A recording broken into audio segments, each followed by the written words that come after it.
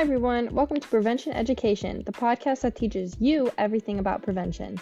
Thanks for listening, and let's get started.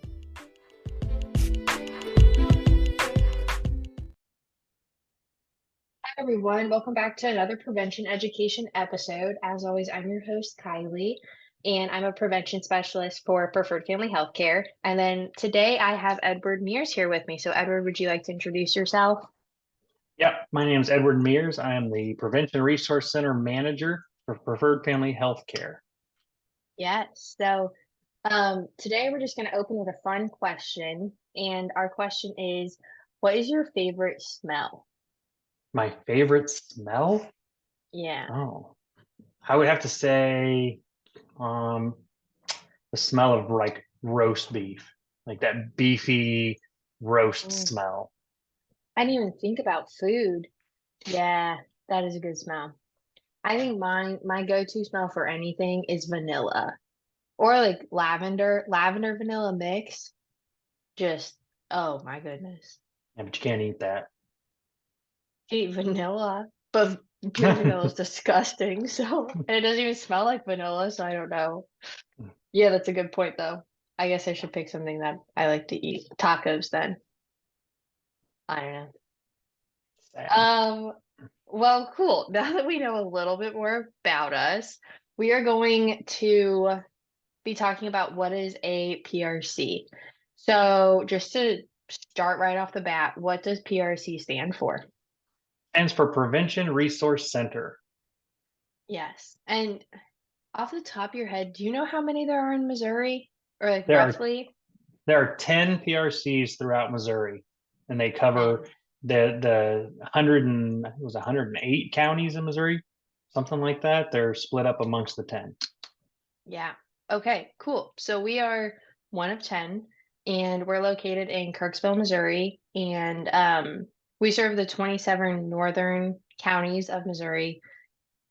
So if you're in the 27 northern counties, or if you don't know if you're in the 27 counties that we serve, go and go to our website, which is pfh.org/prevention. If you go to the locations tab, you'll see if you're located in that area or not. And if you contact us too, we are very happy to bring you to whatever PRC that is in your area if we don't serve your area too. So, Edward, this is a very general question, but what does a PRC do? What's like the main goal of a PRC? So it's a PRC is basically like a hub of resources. The state has money for prevention, and it's difficult for the state to be in contact with everyone that does prevention and allocate resources to each and every individual group, be it coalitions, schools, community organizations, whatever it is. In order for the resources to get to them, they send us the resources, they give us the training and knowledge, and then we give it to the community. We give it to those who need it. So even if that's just like pamphlets or posters and stuff to hang up that talk about substance use, they send us that stuff, and then we just put it out in the community and spread it as far and wide as we can. They train us, in the strategic prevention framework, and have us go and educate people in the community, coalitions, and things like that on those types of things. So we're just this hub of knowledge and resources for the state, essentially. Yeah. So when you said that we mostly deal with substances, in our specific PRC, what are our substances that we help the community with? So every 2 years, we rewrite our strategic plan for our service areas, which northern 27 counties of Missouri, and they're actually split up into 3 DMH service areas. And we take and create a community assessment for those. We gather data, Missouri Student Survey, especially just on the different things that kids are saying about different types of substances, such as alcohol, marijuana, opioids, and things like that. We crunch all that data together and figure out what the problems are. So every 2 years we change that. Right now, our target is alcohol, nicotine, and marijuana. And so those are the three substances that we're focusing on because they rated very high as being problems throughout the 27 counties. It's a little difficult to kind of make that distinction in a 27 county area because we go all the way over to Hannibal and as far over as St. Joe. And so the problems are going to be very different between those two, but we just kind of have to average it out and see what the most impact we can make. And, we determined through our last assessment that those were the three we would focus on, especially nicotine, because vaping is so big right now. Yeah. There's lots of stuff going on. We do presentations, give out resources and information, things like that on vaping constantly. Yeah. And a lot of our coalitions, and just to define what coalitions is, it's like a community group. The very basic description that I give is like in high school, you have student council or key club or all these clubs. Coalitions are like clubs for the community where you're trying to make a difference in your community. And anyone can join them, anyone can be part of them. But our coalitions, not all of them are just focused on one of these three substances. Some are prescription drugs, some are, um, they have a little focus on mental health. And so, even though Right. our three are marijuana, nicotine, and alcohol, that's not like just we only focus on those and help those. Like if you're still in our community or our service area, we'll still help you even if it's a different substance, or we're willing to give you information even Right. on And other like I said, substances. we gather data on 27 counties, and when you lump that data together, then you start to see a little bit of difference. We might have a couple of counties that have really high numbers in prescription drug use among youth. But if I've only got a couple of counties, then it's not reflective in a 27 county aggregate. So when you are a community coalition, you don't have to spread so far and wide. You look at your county or your town or just a small geographical area, and you get that same information, and it might say that, well, nobody's using alcohol, but they're all vaping this, or they're using opioids or something like that. And it's a lot different when you're just shrink it down to that local area. And our coalitions, they can focus on anything they want to. We don't tell them they have to focus on the things that we rate as the top. We share that same information. We go to meetings and talk to them and say, hey, this is what the kids are saying in your town or in your county about vaping and stuff. And we share that information. The coalition can choose to follow that information, or they can do something different. But yeah, it definitely looks so much different depending on the size and scope of what you're doing. Yeah. And I think a big thing that you just mentioned too is youth. And so in the prevention world, we target youth because that is typically where the start of everything will happen. And so a lot of our messages are geared towards parents on how to talk with youth about these substances or topics. Um, or like we use some social media that targets youth specifically and how they can talk to their peers about substances and how they can get the knowledge themselves to make healthy decisions in their life. So in our PRC, we have a lot of information for youth, targeted to youth and targeted to parents to get to youth. Just Right. because catching people in those early stages is super important in prevention. Right. We want to tell the youth the dangers of the substances that they're using or that they may see in their friends using. But we also want to tell the parents, so that we have parents that may think, oh, it's just one drink of alcohol. Every kid goes through that. It's a milestone or something. We try to teach like, no, it's not. You're normalizing it. You're making it acceptable, and then it leads to this, and this, and we don't try to tell anybody what to do, but we want to make sure everyone makes informed decisions, including youth.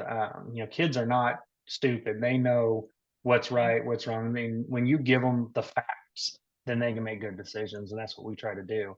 One of our primary roles, though, is to mentor community coalitions and stuff. And so we try to take those community groups, they're always volunteer people that have seen something happening and gotten together and said, hey, we want to do something. We want to change something here and make it safer for our kids and families.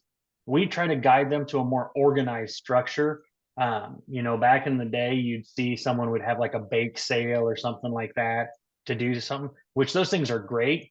But we try to say, okay, let's look and see what the problem is. Let's make a plan to address that problem and make adjustments along the way, and have a more organized structure that leads to change that lasts. Yeah. Yeah, exactly. And so that was um the plan that he's talking about. We go over every year, right? That's the plan you're talking Correct. about, is our yearly plan. Right. Um and so we're never like out of touch or out of date with it because we reevaluate every single year on what we need to focus on and what our community needs from us. Right. So Every other year we will take big data. We'll take the big numbers from yeah, Missouri Student Survey, the state gathered information, just this huge amount of information, and make a plan. We choose those substances and how we want to address them. And then on the next year, we start looking at more fine data, stuff that we can collect locally. We ask people in the neighborhood. We try to do like focus groups and surveys ourselves, so we can get a more local understanding and make sure that we're not just saying, oh, because the big numbers say this, that it's true. We want to make sure that, okay, we've got the little local numbers too to reinforce what we think is going on. And if it's not, then we have to make adjustments. So we reevaluate that yearly. So yeah. yeah, yeah. Um With our PRC specifically, we have multiple grants in it.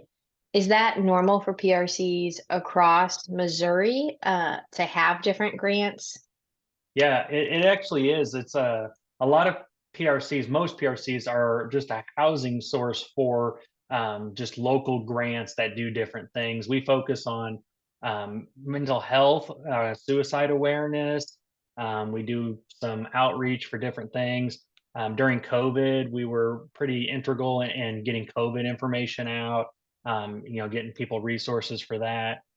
We do a lot. We like to do stuff in the community, and that's just what we do. We If there's a grant that can help a community, we snatch onto it and we get out there and help it secure it for our area. Yeah. Yeah, so that allows us to really stretch wide in our service areas because we have so many people working on so many different grants. Um, yeah, I just love the idea. Like the PRC is just a hub. Come to us if you need information. We'll point you in the right direction if we don't have it, but we most likely do have the information if it's substance use focused or mental health focused or school-based prevention focused. We can help in any of those realms and would love to Yeah. help in any of those realms.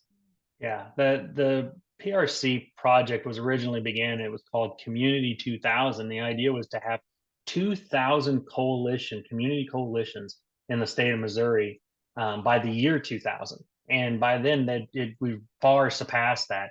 But the government, they loved the resources and stuff, that how effective it was, that they just kept going and keep going. And so here we are, still in 2023, and we're actually part of this network of the 10 PRCs. Um, and we like to think we have the most educated and trained and resource rich people working together, not just for our area, but for the entire state. Yeah. We've created an entire, we call it MOPE House, the Missouri Prevention Advocacy Leadership.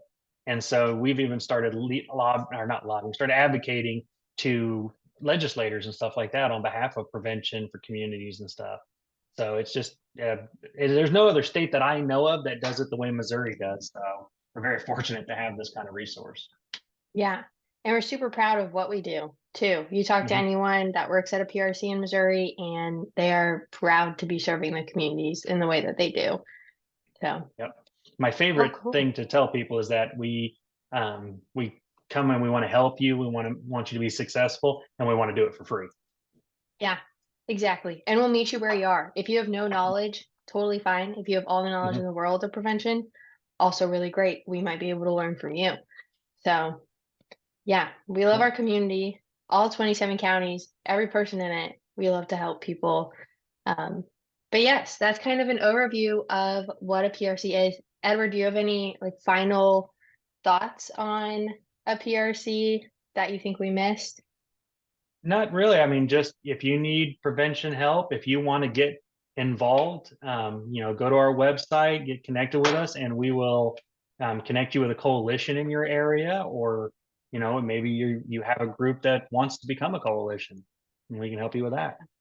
Yeah, that is where we really love to help, is to create a group, a coalition that doesn't exist in an area where it needs to exist. So, yeah, if you're one of those individuals, you can call us, or you can email us. Our email is moprevention@pfh.org. My specific email is kylie.limburger@pfh.org. Edwards is emears@pfh.org. So you can reach out to either of us, but we would love to hear from you if you have any questions, comments, concerns, if you're in our service area. And like I said, if you're not in our service area, you can still contact us and we'll get you in contact with the right people. So thank you guys so much for tuning in today. And Edward, thank you for all of this information on PRCs. And we hope that you guys tune in next time. Bye, everyone.